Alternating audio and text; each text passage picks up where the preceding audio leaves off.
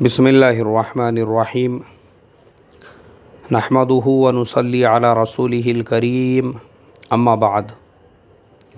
محترم بھائیو، بزرگوں اور دوستو، یہ ہمارا تفسیر قرآن کا 16واں حصہ ہے۔ کل تک ہم نے سورۃ البقرہ کے 2 رکوع کی تفسیر مکمل کر لیے تھے۔ اب آج جو ہے ہم تیسرے رکوع کی شروعات کرتے ہیں۔ اعوذ باللہ من الشیطان الرجیم،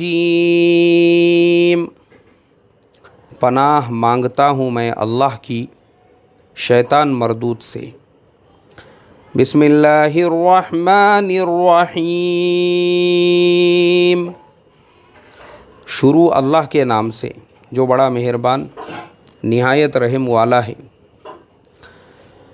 یا ایہا الناس اعبدوا ربکم الذی خلقکم والذین من قبلکم لعلکم تتقون۔ اے لوگو، بندگی یعنی عبادت کرو اپنے رب کی جس نے پیدا کیا تم کو اور ان کو جو تم سے پہلے تھے، تاکہ تم پرہیزگار بن جاؤ۔ الذی جعل لکم الارض فراشا والسماء بناء، جس نے بنایا تمہارے واسطے زمین کو فرش یعنی بستر کی طرح اور آسمان کو چھت کی طرح۔ وَأَنزَلَ مِنَ السَّمَاءِ مَاءً فَأَخْرَجَ بِهِ مِنَ الثَّمَرَاتِ رِزْقًا لَكُمْ، اور اتارا آسمان سے پانی، پھر نکالے اس سے میوے تمہارے کھانے کے واسطے۔ فَلَا تَجْعَلُوا لِلَّهِ أَنْدَادًا وَأَنْتُمْ تَعْلَمُونَ، تو پھر مت ٹھہراؤ کسی اور کو اللہ کے مقابل، اور تم تو جانتے ہو۔ سورۃ البقرہ کی دوسری آیت میں اس دعا اور درخواست کا جواب تھا جو سورہ فاتحہ میں آئی ہے، یعنی سورہ فاتحہ میں ہم نے پڑھا تھا اہدنا الصراط المستقیم، یعنی اللہ تعالیٰ سے جو سیدھے راستے کو طلب کیا جا رہا تھا۔ تو قرآن کریم اول سے آخر تک صراط مستقیم کی ہی تشریح ہے۔ اس کے بعد قرآنی ہدایات کو قبول کرنے نہ کرنے کے اعتبار سے انسان کے 3 گروہوں کو بیان کیا گیا۔ پہلی 3 آیات میں مومنین متقین کا ذکر ہوا جنہوں نے ہدایت قرآنی کو اپنا نصب العین بنایا۔ اس کے بعد کی 2 آیتوں میں اس گروہ کا ذکر کیا جس نے کھلے طور پر اس ہدایت کی مخالفت کی۔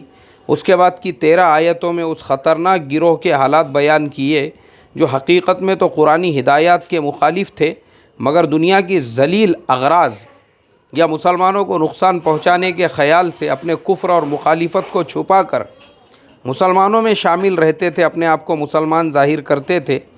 تو اسی طرح سورہ بقرہ کی ابتدائی جو 20 آیتیں ہیں اس میں ہدایت کے قبول کرنے نہیں کرنے کے معیار پر کل انسانوں کو 3 گروہوں میں بانٹ دیا گیا، جس میں اس طرف بھی اشارہ پایا گیا کہ انسانوں کی گروہی اور قومی تقسیم نسب، وطن یا زبان اور رنگ کی بنیادوں پر بالکل نہیں ہے، بلکہ اس کی صحیح تقسیم مذہب کی بنیاد پر ہے۔ اللہ تعالیٰ اور اس کی ہدایات کو ماننے والے ایک قوم اور نہ ماننے والی دوسری قوم، جن کو سورہ مجادلہ میں حزب اللہ اور حزب الشیطان کا نام دیا گیا ہے۔ تو سورہ بقرہ کی ابتدائی 20 آیتوں میں قرآنی ہدایات کو ماننے یا نہ ماننے کی بنیاد پر انسان کو 3 قوموں میں تقسیم کر کے ہر ایک کا حال و تفصیل کے ساتھ میں بیان ہو چکا ہے۔ اس کے بعد مذکورہ 21ویں اور 22ویں آیتوں میں تینوں گروہوں کو مخاطب کر کے وہ دعوت پیش کی گئی جس کے لیے قرآن پاک نازل ہوا۔ اس میں مخلوق پرستی سے باز آنے اور ایک خدا کی عبادت کرنے کی طرف دعوت ایسے انداز سے دی گئی ہے کہ اس میں دعوے کے ساتھ اس کے واضح دلائل بھی موجود ہے، جن میں ادنا سمجھ بوجھ والا انسان بھی ذرا سا غور کرے تو توحید یعنی اللہ کی وحدانیت کے اقرار پہ مجبور ہو جائے۔ اب پہلی آیت میں اللہ نے فرمایا یا ایھا الناس، یہاں پہ لفظ ناس کا یوز ہوا ہے۔ لفظ ناس جو ہے عربی میں یہ کامن انسان کے لیے یوز ہوتا ہے۔ ناس مطلب انسان، تو انسان میں تینوں گروہ شامل ہو گئے۔ تینوں جو گروہ ہے، مومنین کا، متقین کا، کفار کا، منافقین کا، یہ سارے گروہ جو ہے ناس کے اندر آ گئے۔ اب یہاں پہ کامنلی اللہ پوری انسانیت کو، چاہے آپ کسی بھی گروہ سے کوئی تعلق رکھنے والا ہو، اس کو مخاطب کر کے کہتے ہیں اعبدوا ربکم، عبادت کے معنی یعنی اب تم اس کی عبادت کرو جس نے تم کو پیدا کیا، جو تمہارا پالن ہار ہے، جو تمہارا پروردگار ہے۔ تو عبادت کے معنی ہے اپنی پوری طاقت اور مکمل فرما برداری اس کی ماننے میں لگانا، خوف اور عظمت کے پیش نظر نافرمانی سے دور رہنا۔ روح البیان کے اندر لفظ رب کے معنی پروردگار کے بیان کیے گئے ہیں، جس کی پوری تشریح پہلے گزر چکی ہے، جس کے معنی ہوں گے عبادت کرو اپنے رب کی۔ رب کی جگہ لفظ اللہ یا اسماء حسنہ میں سے کوئی اور نام بھی لیا جا سکتا تھا، مگر ان میں سے اس جگہ لفظ رب کا انتخاب کرنے میں یہ حکمت ہے۔ اس مختصر سے جملے میں دعوے کے ساتھ دلیل بھی آ گئی، کیونکہ عبادت کی مستحق صرف وہ ذات ہو سکتی ہے جو انسان کی پرورش کی کفیل ہو، جو اس کو ایک قطرے سے تدریجی تربیت کے ساتھ ایک بھلا چنگا یعنی ایک جو ناپاک قطرہ تھا منی کا، اس کو انسان کی شکل دے کر اس کو ایک لمبا چوڑا سننے اور دیکھنے والا، سمجھ اور بوجھ رکھنے والا انسان بنا دے، اور پھر اس کو باقی رکھنے اور اس کو پرورش کرنے اور اس کو مینٹین کرنے کے وسائل مہیا کرے۔ یہ طاقت کس کی ہو سکتی ہے؟ رب کی، پروردگار کی۔ اور ظاہر ہے کہ انسان کتنا ہی جاہل ہو، اپنے مینٹلٹی کو اور اپنے سوچنے سمجھنے کی طاقت کو برباد کر چکا ہوں، جب بھی ذرا غور کرے گا تو اس کو یقین کرنے میں ہرگز تعمل نہیں ہوگا، یعنی رتی برابر بھی اس کو دیری نہیں ہوگی کہ یہ جو شان ہے پالنے کی، یہ اللہ تبارک و تعالیٰ کے علاوہ اور کسی میں نہیں ہے۔ اور انسان پر یہ جو مربیانہ انعامات نہ کسی پتھر کے تراشے ہوئے بت نے کیے ہیں، نہ کسی اور مخلوق نے، اور وہ کیسے کرتے جبکہ وہ سب خود اپنے وجود اور اپنی بقا میں کسی کے محتاج ہے۔ ایک محتاج دوسرے محتاج کی کیا حاجت پوری کر سکتا ہے؟ خلاصہ یہ ہے کہ اس جگہ لفظ رب لا کر یہ واضح کر دیا، جس ذات کی عبادت کی طرف دعوت دی گئی ہے، اس کے سوا کسی کوئی دوسری ہستی عبادت کی مستحق ہو ہی نہیں سکتی۔ اس جملے میں انسانوں کے تینوں گروہوں کو خطاب کیا ہے، اور ہر مخاطب کے لیے اس جملے کے معنی و مطلب جدا ہے۔ مثلاً جب کہا گیا کہ اپنے رب کی عبادت کرو تو کفار کے لیے اس خطاب کے معنی یہ ہوئے کہ مخلوق پرستی چھوڑ کر توحید کو اختیار کرو، اور منافقین کے لیے اس کے معنی یہ ہوئے کہ نفاق چھوڑ کر اخلاص پیدا کرو، اور گنہگار مسلمانوں کے لیے معنی یہ ہوئے کہ گناہ سے باز آؤ اور کامل اطاعت اختیار کرو۔ متقی مسلمانوں کے لیے اس جملے کے معنی یہ ہوئے اپنی اطاعت اور عبادت پر ہمیشہ قائم رہو، اس میں ترقی کی کوشش کرو۔ اس کے بعد رب کی چند صفات خاصہ کا ذکر کر کے اس مضمون کی مزید وضاحت فرمائی گئی ہے۔ ارشاد ہوتا ہے الذی خلقکم والذین من قبلکم، یعنی تمہارا پروردگار وہ ہے جس نے تمہیں پیدا کیا اور ان قوموں کو بھی جو تم سے پہلے گزر چکی ہے۔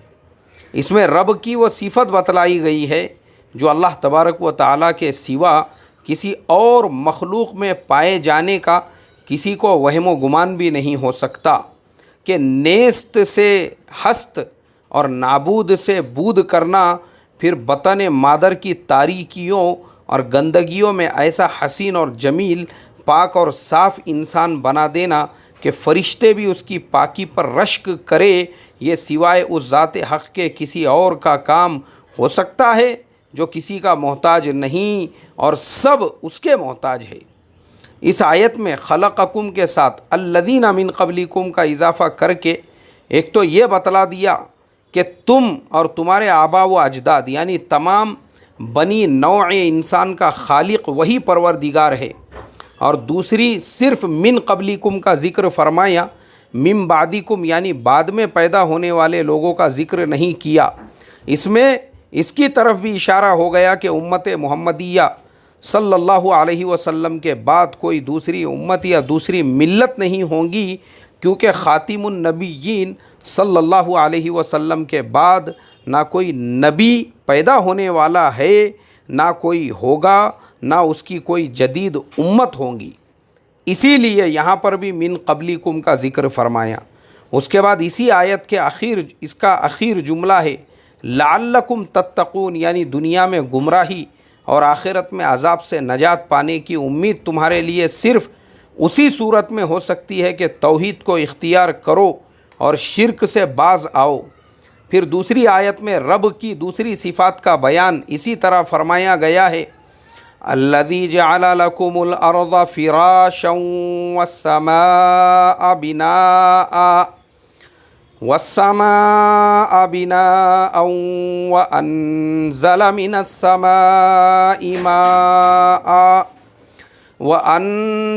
السماء ماء فأخرج به من الثمرات رزقا لكم، یعنی رب وہ ذات ہے جس نے بنایا تمہارے لیے زمین کو فرش یعنی بستر، آسمان کو چھت، اور برسایا آسمان سے پانی، پھر اس پانی کے ذریعے پردہ عدم سے نکالی پھلوں کی غذا تمہارے لیے۔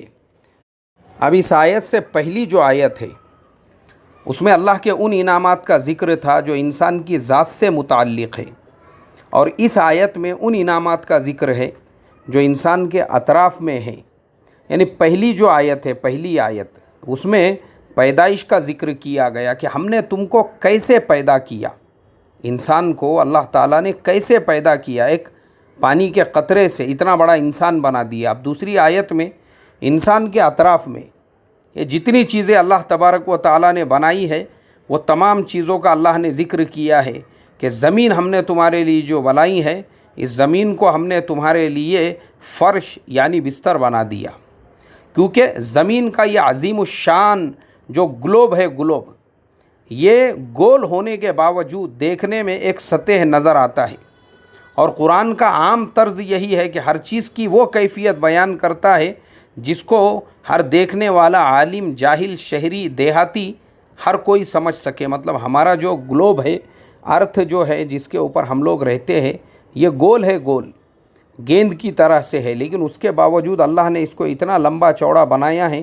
جس کے اوپر ہمارے بڑے بڑے شہر ہے، جس کے اوپر ہماری بڑی بڑی جو ہے عمارتیں ہیں، اور جس کے اوپر جو ہے یعنی جو اللہ تبارک و تعالیٰ نے مٹی کے اندر تاثیر رکھی ہے، جو اللہ نے جو فرش بنا دیا پوری انسانیت کے لیے، اس فرش کے اندر اللہ تبارک و تعالیٰ نے جو تاثیر رکھی ہے، جو خاصیتیں رکھی ہے، اور ایسے ایسے منرلز اس زمین کے اندر اللہ تعالیٰ نے بھر دیے ہیں جس سے انسان فائدہ اٹھا رہا ہے۔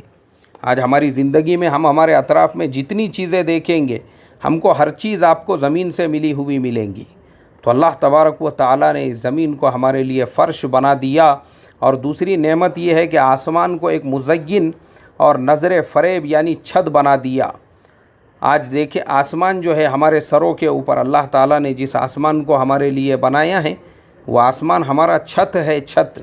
آج کا جو سائنس ہے وہ یہ کہتا ہے کہ آسمان نام کی کوئی چیز نہیں ہے، بلکہ ہم کو جو کچھ بھی نظر آ رہا ہے پورا کا پورا یہ یونیورس ایک خلا ہے۔ تو میرے محترم دوستو، یہ سائنس کی سب سے بڑی غلط فہمی ہے، کیونکہ سائنس نے آج تک جتنی باتیں کہی ہے، جتنی باتیں بتلائی ہے، بعد میں خود سائنس کو اپنی باتوں کو واپس لینا پڑا ہے۔ اس کی اب ایک بہت بڑی موٹی مثال میں آپ کو بتا دیتا ہوں۔ جیسے ہمارے آج کے زمانے میں کورونا وائرس، سائنس نے پہلے کہا کہ جو کورونا وائرس ہے اس کو چائنا کی لیبارٹری کے اندر بنایا گیا، اور آج سے صرف 2 دن پہلے پورے امریکہ کے سائنٹسٹوں نے بیک وقت اور پوری دنیا کے سائنٹسٹوں نے یہ اعلان کر دیا کہ ہم لوگ غلط تھے، ہماری بات غلط تھی، اور جو بار بار یہ کہا جا رہا تھا کہ کورونا وائرس کو چائنا کی لیبارٹری میں بنایا گیا، یہ غلط بات ہے۔ یہ ایک قدرتی وائرس ہے، قدرتی وائرس ہے، اس کو کسی انسان نے نہیں بنایا ہے، بلکہ یہ بات صحیح ہے کہ یہ چائنا کے ووہان شہر کے مچھی مارکیٹ سے پیدا ہو کر پوری دنیا کے اندر پھیلا ہے، باقی جو ہے اس کو کسی لیبارٹری کے اندر نہیں بنایا گیا۔ تو سائنس کو اپنی بات کو واپس لینا پڑا، کیونکہ سائنس جھوٹا ہے۔ سائنس جو ہے، جو آسمانوں کی، ستاروں کی، پلوٹو کی، مون کی، سن کی باتیں کرتا ہے، اس سائنس کو اس کے بارے میں کچھ بھی پتہ نہیں ہے، کچھ بھی معلومات نہیں ہے۔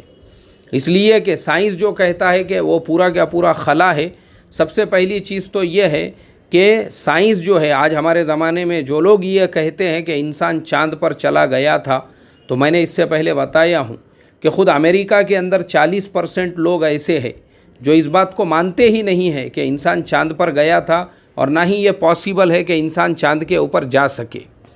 یہ پاسبل ہی نہیں ہے، کیونکہ ان لوگوں کا کہنا یہ ہے کہ وہ جو زمانہ تھا 70 کی دہائی والا اور 90-80 کی دہائی والا اور 60 کی جو دہائی والا زمانہ تھا، اس وقت میں رشیا اور امریکہ دونوں کے بیچ میں سپر پاور بننے کی ہوڑ لگی ہوئی تھی۔ دونوں کے بیچ میں مقابلہ چل رہا تھا کہ کون سب سے بڑا سپر پاور ہے، اور کون سب سے زیادہ بڑا جو ہے وہ طاقتور ملک ہے، اور کون دنیا کا جو ہے وہ لیڈر ہے۔ اور یہ چکر کے اندر دونوں کے بیچ میں کولڈ وار چل رہی تھی، اور اسی وار کے درمیان میں ایک دوسرے سے آگے بڑھنے کے چکر میں امریکہ سے پہلے رشیا نے یہ دعویٰ کیا کہ ہم نے 3 لوگوں کو چاند پر بھیج دیا تھا، اور ہمارا جو آربٹ ہے وہ چاند پر بس ابھی لینڈ ہونے ہی والا تھا کہ اس سے پہلے ہم نے اس کو واپس بلا لیا۔ رشیا نے یہ دعویٰ کیا کہ سب سے پہلے ہم چاند پہ پہنچ چکے ہیں، مطلب وہ چاند پہ جا کے ان کا جو آربٹ تھا وہ پہنچ گیا تھا، لیکن ان کے لوگ جو سائنٹسٹ تھے وہ اس سے نیچے چاند کے اوپر اترے نہیں۔ تو امریکہ نے کہا کہ اگر تم وہاں تک پہنچ گئے تھے تو اب ہم کیا کرتے ہیں، ہمارے انسانوں کو وہاں پہنچا دیتے ہیں۔ تو امریکہ نے دوسری مرتبہ دعویٰ کیا کہ ہم نے تو وہاں پہ انسانوں کو پہنچا دیا۔ اب امریکہ نے جب یہ دعویٰ کیا تو پوری دنیا میں، پوری دنیا کے اندر، کیونکہ مقابلہ چل رہا تھا، امریکہ رشیا کو چھوٹا دکھانا چاہتا تھا، تو اس کے بعد میں جب امریکہ نے یہ دعویٰ کیا کہ 3 لوگ ہمارے وہ چاند کے اوپر پہنچے تھے، اور انہوں نے جا کے چاند پہ جو ہے جھنڈا بھی گاڑ دیا اور امریکہ کا فلیگ بھی لگا دیا، تو جو لوگ اس کے ایکسپرٹس ہیں، کچھ لوگوں نے اپنی پوری زندگی اس بات میں کھپا دی یہ ثابت کر سکے کہ امریکہ کبھی بھی چاند کے اوپر نہیں گیا، بلکہ انہوں نے ایک اسٹوڈیو کے اندر ایسا انوائرمنٹ بنایا، وہ ساری چیزیں بنائی، اس کو اس طریقے سے شوٹ کیا، اس طریقے سے شوٹ کیا کہ ایسا لگے لوگوں کو کہ یہ لوگ چاند کے اوپر گئے تھے۔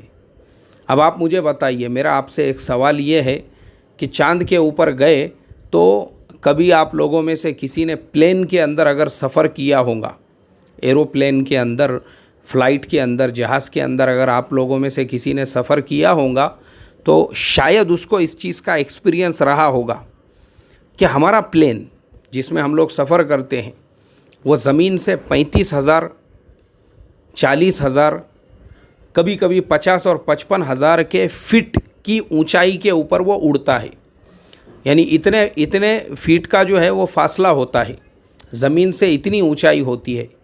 تو آپ جانتے ہیں کہ انسان جب اتنی اونچائی پہ چلا جاتا ہے تو بہت سارے ٹائم پر اس کے اندر جو بیٹھے ہوئے پیسنجرز ہیں ان کو متلیاں ہونے لگتی ہے، ان کو الٹیاں ہونے لگتی ہے، ان کے کانوں میں درد ہونے لگتا ہے، اور سم ٹائمز تو ایسا ہوتا ہے، بہت سارے کیسز میں ہوتا ہے کہ اگر آپ کا پلین تھوڑا سا بھی اور اوپر چلا جائے تو جو جہاز میں بیٹھے ہوئے لوگ ہیں ان کے کانوں میں سے خون بہنا شروع ہو جاتا ہے، کانوں میں سے خون نکلنا شروع ہو جاتا ہے۔ کیوں؟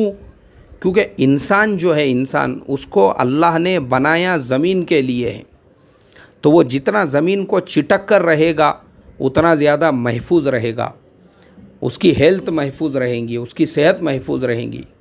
اور یہی انسان جتنا زمین سے اوپر اڑنے کی کوشش کرے گا تو اتنا زیادہ وہ اس کے لیے نقصان دہ ہے۔ تو جتنا جتنا انسان اوپر جائے گا ویسے ویسے جو ہے اس کی طبیعت بگڑنا شروع ہوں گی، اور پھر ایک وقت ایسا آئے گا اس کے کانوں میں سے خون نکلنا شروع ہو جائے گا، آنکھوں میں سے خون نکلنا شروع ہوگا۔ کیوں؟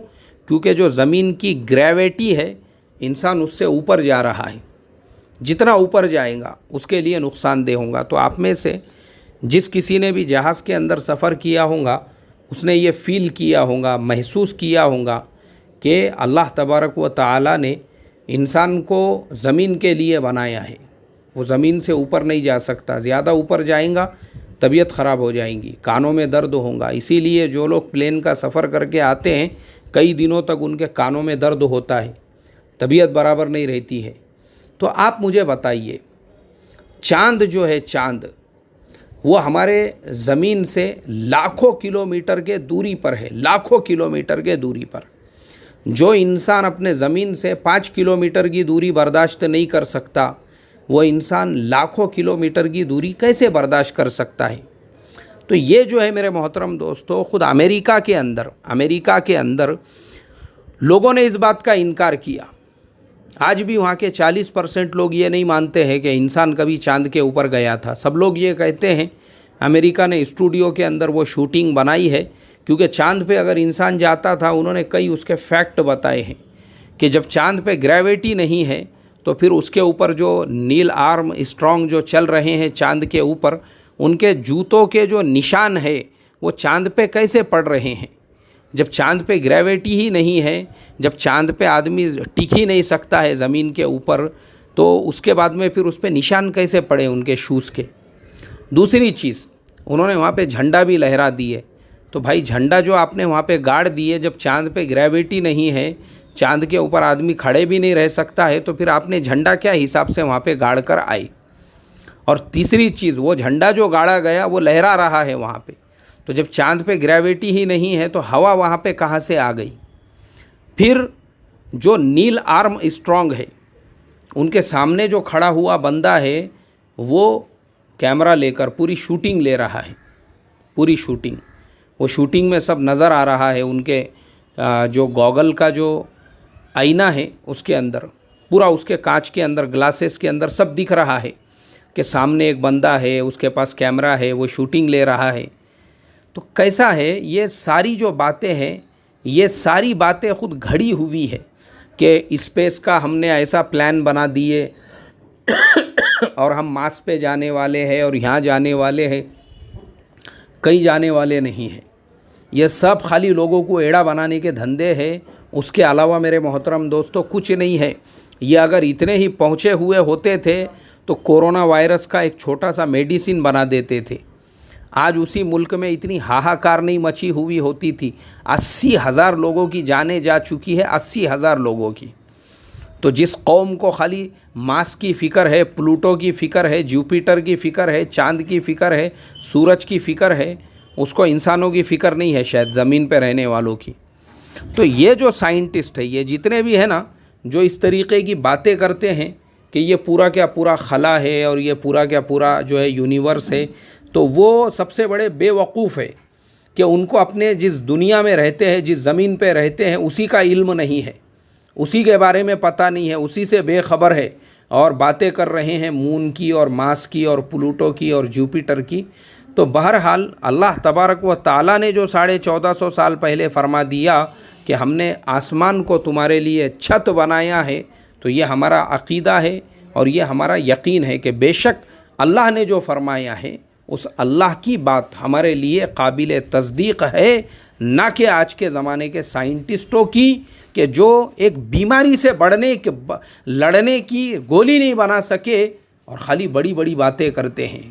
جیسے کہا جاتا ہے نا، بڑی بڑی باتیں اور بھیک مانگ کر کھاتے، آپ کو ایسے بہت سارے مل جائیں گے۔ پھر آگے فرمایا، تیسری نعمت، اللہ نے ہمارے لیے پانی برسایا۔ سبحان اللہ۔ محترم دوستو، جو پانی منرل واٹر، آپ کو پتہ ہے بارش میں جو برسنے والا پانی ہے منرل واٹر، اسی کو کہا جاتا ہے۔ اسی لیے ہمارے زمانے میں پانی کی جو بوٹل آج کل بکتی ہے وہ لوگ بھی لکھتے ہیں منرل واٹر. مطلب کیا ہے کہ جتنا صاف ستھرا پانی بارش کا ہوتا ہے ہمارا یہ پانی بھی ویسا ہی ہے، لیکن وہ پانی ویسا نہیں ہو سکتا، کیونکہ پوری دنیا کے سائنسداں جو کہتے ہیں کہ ہم چاند پہ چلے گئے، پلوٹو پہ چلے گئے، میں ان کو چیلنج کرتا ہوں وہ خالی ایک قطرہ بارش کا برسا کے بتا دے، ایک قطرہ پانی بارش کا برسا کے بتا دے. نہیں کر سکتے اللہ کی قدرت کے برابری. تو اللہ نے اتنی بڑی نعمت ہم کو عطا فرمائی ہے کہ ہمارے لیے آسمان سے پانی برسا دیا. خود قرآن کریم نے کئی مقامات میں بادلوں سے پانی برسانے کا ذکر فرمایا ہے. وَأَنزَلْنَا مِنَ الْمُعْصِرَاتِ مَاءً ثَجَّاجًا، اور ہم نے اتارا پانی بھرے ہوئے بادلوں سے پانی کا ریلا. تو چوتھی جو نعمت ہے اللہ تبارک و تعالیٰ کی، اس پانی کے ذریعے سے پھل پیدا کرنا اور پھلوں سے انسان کی غذا پیدا کرنا. سبحان اللہ. میرے محترم دوستو، پھل یہ بہت آگے کے لیول کی بات ہو گئی. پھر میرا چیلنج آج کے زمانے کے سائنسدانوں کو اور پوری دنیا کے سائنس کو، جو چاند اور سورج اور جوپیٹر اور مون اور مارس کی باتیں کرتے ہیں، میرا چیلنج ہے ان سارے سائنسدانوں کو کہ پھل تو بہت دور کی بات ہے، تم صرف ایک پتا جو ہوتا ہے نا، ایک جو پتا ہوتا ہے کسی بھی درخت کا، جو لیف ہوتا ہے، ایک پتا وہ پیدا کر کے بتا دے، مان لیں گے ہم واقعے میں بھی آج کا سائنس جو ہے. تو اسی لیے محترم دوستو میں کہتا ہوں نا کہ اللہ کی جو قدرت ہے، اللہ کی جو قدرت، اس کی کوئی برابری نہیں کر سکتا. تو اللہ نے ہمارے لیے اسی پانی کے ذریعے سے پھل پیدا کیے اور پھلوں سے انسان کی غذا اللہ نے پیدا کی. اب دیکھو پھل اللہ نے کیسے پیدا کیے. کیا کبھی آپ نے غور و فکر کیا ہے پھلوں کے بارے میں؟ میں آج آپ کو پھلوں کا سائنس بتاتا ہوں. سارے سائنسداں بھی پورے ادب اور احترام کے ساتھ دو زانو بیٹھ کر یہ سنیں کہ اللہ کی قدرت نے پھلوں کے اندر کیسے رس پیدا کر دیا. گرمی کا موسم ہے، مئی کا مہینہ ہے، اور گرمی کی خاصیت اور صفت ہوتی ہے چیزوں کو سکھانے کی. تو گرمی میں کیا ہونا چاہیے؟ سورج کی گرمی جتنی زیادہ بڑھیں گی اتنا زیادہ پانی نے ختم ہو جانا چاہیے، پانی نے سوکھ جانا چاہیے. اسی لیے ہمارے یہاں پر ندی، نالے، تالاب گرمی کے اندر سوکھ جاتے ہیں. لیکن میرا اللہ اسی مئی کی شدت والی گرمی میں انگور کے اندر رس پیدا کر دیتا ہے، اور جتنی گرمی بڑھیں گی اتنی مٹھاس اس کے اندر بڑھ جاتی ہے. سبحان اللہ. تربوز کے اندر اللہ تبارک و تعالی رس پیدا کر دیتا ہے. جتنی زیادہ گرمی بڑھیں گی تربوز خربوز کے اندر مٹھاس پیدا ہوں گی. کس نے پیدا کیا؟ اللہ تبارک و تعالی نے پیدا کیا. اور کیسی قدرت اللہ تبارک و تعالی کی کہ تربوز کے جیسا جو پھل ہے جس کا وزن 20 کلو، 25 کلو، 30 کلو ہوتا ہے کہیں کہیں پر، اور ہمارے یہاں پر بھی عموماً 4-5 کلو کا تربوز تو آسانی کے ساتھ میں ملتا ہے. اس کو ایک بیل سے پیدا کیا، جو بیل زمین کے اوپر پھیلتی ہے، اور وہ پھل زمین کے اوپر بھی بڑے ہوتے ہیں. ان کو اللہ تعالیٰ نے لٹکنے والے پھلوں کی طرح سے نہیں بنایا. یہ ہے خدا تبارک و تعالیٰ کی قدرت کہ جس پھل کو اللہ تبارک و تعالیٰ نے چاہا کہ بڑی اس کو جو ہے نا خوب بڑا بنانا ہے، اس کو زمین پہ پیدا کیا تاکہ وہ پھل اگر لٹکتے ہوئے درختوں کے اوپر ہوتا اور اس سے گر جاتا تو وہ پھوٹ جاتا تھا. اللہ نے اس کو زمین کے اوپر بنایا. یہ ہے میرے اللہ تبارک و تعالیٰ کی قدرت. اور اللہ تبارک و تعالیٰ نے انگور کے جیسا جو پھل ہے اس پھل کو ایک بیل کے ذریعے سے پیدا کیا. جتنی زیادہ گرمی بڑھیں گی اتنا زیادہ انگور میں رس پیدا ہوگا، اتنی زیادہ اس کے اندر مٹھاس پیدا ہوں گی. تو سائنسدانوں اور سائنس کے اوپر ایمان لا کر سائنس کو اسلام اور ایمان پر ترجیح دینے والوں کان کھول کر سن لو. دنیا کے سارے سائنسدان مل کر بھی ایک انگور نہیں پیدا کر سکتے، ایک انگور. اور یہ کس نے پیدا کیا؟ اللہ تبارک و تعالیٰ کی قدرت نے پیدا کیا. جیسے جیسے گرمی بڑھیں گی انگور میں رس پیدا ہوگا، مٹھاس پیدا ہوں گی۔ اسی لیے آپ غور کرنا میری بات پر کہ جتنے میٹھے پھل آپ کو گرمی کے اندر کھانے کے لیے ملتے ہیں اتنے میٹھے پھل آپ کو اور کسی موسم میں کھانے کے لیے نہیں ملتے ہیں۔ کس نے پیدا کیا؟ اللہ تبارک و تعالیٰ نے۔ اور کیسے کیسے پھل اللہ تعالیٰ نے پیدا کیے۔ اب اگر ہم پھلوں کے اوپر بات کریں گے، کیسے کیسے پھل بنائیں، ان پھلوں کی کیا کیا تاثیر بنائی، صرف کیونکہ ابھی ہمارا آدھا گھنٹہ تفسیر کا پورا ہو چکا ہے، لیکن ایک پوائنٹ میں آپ کو بتا دوں گا، اس سے آپ نے میری پوری بات سمجھ لینا۔ اللہ تبارک و تعالیٰ نے جس پھل کو انسان کے باڈی کے جس پارٹس کے جیسا بنایا ہے، وہ پھل انسان کے باڈی کے اس پارٹ کو سب سے زیادہ فائدہ پہنچاتا ہے۔ جیسے انگور، وہ ہماری آنکھوں کی طرح سے بنے ہوئے ہیں، تو فرمایا کہ انگور میں وٹامن اے وہ سب سے زیادہ ہوتا ہے۔ جتنے زیادہ انگور کھاؤ گے اتنا زیادہ آپ کے آنکھوں کی روشنی بڑھیں گی۔ تربوز اللہ تبارک و تعالیٰ نے پیٹ کی طرح سے بنایا ہوا ہے، وہ تربوز جتنا کھاؤ گے آپ کے پیٹ میں اس سے ٹھنڈک پیدا ہوں گی۔ ٹھنڈک، جو پیٹ کی گرمی ہوتی ہے نا، بہت سارے لوگوں کو پیٹ کے گرمی کا جو علاج ہے اللہ تبارک و تعالیٰ نے اس کو تربوز کے اندر چھپا کر رکھا ہے۔ سیب اللہ تعالیٰ نے ہارٹ یعنی دل کی طرح سے بنایا ہے۔ سیب کو جتنا زیادہ سیب کھاؤ گے آپ کے ہارٹ کے اندر کا جو کولیسٹرول ہے وہ اتنا زیادہ پگھل کر جو ہے آپ کے باڈی سے باہر نکل جائیں گا۔ آپ کی جو شریانیں ہیں، آپ کے ہارٹ کے اندر کی جتنی بھی رگیں ہیں، اس کے اندر جو بلڈ سرکولیشن ہے وہ پوری طاقت کے ساتھ میں کام کرنا شروع کر دیں گا۔ آپ روز خالی ایک سیب پورے پابندی اور اہتمام کے ساتھ میں کھایا کرو۔ تو اللہ نے سیب جو بنایا وہ ہارٹ کی طرح سے بنایا۔ جتنے زیادہ سیب کھاؤ گے اتنا زیادہ آپ کے ہارٹ کو فائدہ پہنچے گا۔ اسی طریقے سے دوسرے جو پھل ہے جیسے سنترا ہے، سنترا جو اللہ تبارک و تعالیٰ نے بنایا ہے وہ ہماری جو ہاضمے کی تھیلی ہوتی ہے اندر کی، اس کی طرح سے بنایا ہے۔ جتنے زیادہ آپ سنترے کھاؤ گے تو آپ کے ہاضمے کے تھیلی کے اندر کا جو تیزاب ہے، اس کے اندر کی جو یعنی گرمی ہے، اس کو اللہ تبارک و تعالیٰ دور کریں گے۔ اور جتنے زیادہ سنترے کھاؤ گے اس کے اندر جو ہے اتنی آپ کے ہاضمے کی جو صلاحیت ہے وہ اتنی زیادہ طاقتور ہوں گی، وہ اتنی زیادہ بڑھیں گی۔ تو اللہ نے سنترا اس طریقے سے بنایا، سیب کو آپ کے ہارٹ کی طرح سے بنایا، انگور کو آپ کے آنکھوں کی طرح سے بنایا، اور تربوز جو ہے وہ پیٹ کی شکل میں ہے، وہ آپ کے پیٹ کو فائدہ پہنچاتا ہے۔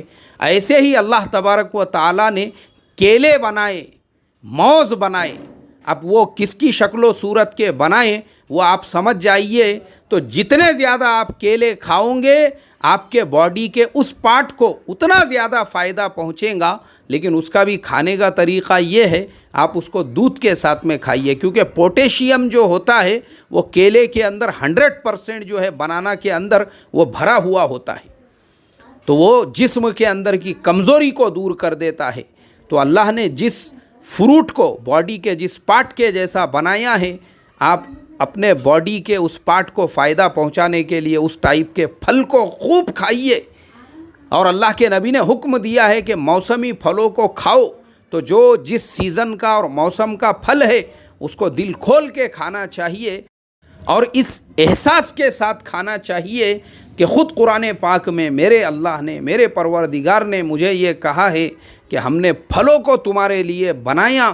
تو جب میرے اللہ نے پھلوں کو میرے لیے بنایا اور میرے باڈی کے پارٹس کے جیسا بنایا کہ جس پھل کو میں کھاؤں وہ میرے باڈی کے اس پارٹس کو فائدہ پہنچائے گا، تو میں نے بھی اللہ کے اس نعمتوں کا خوب استعمال کر کے اللہ کا شکر ادا کرنا چاہیے۔ اللہ مجھے آپ کو عمل کی توفیق عطا فرمائے، آمین ثم آمین۔ السلام علیکم ورحمۃ اللہ وبرکاتہ، وآخر دعوانا ان الحمد للہ رب العالمین۔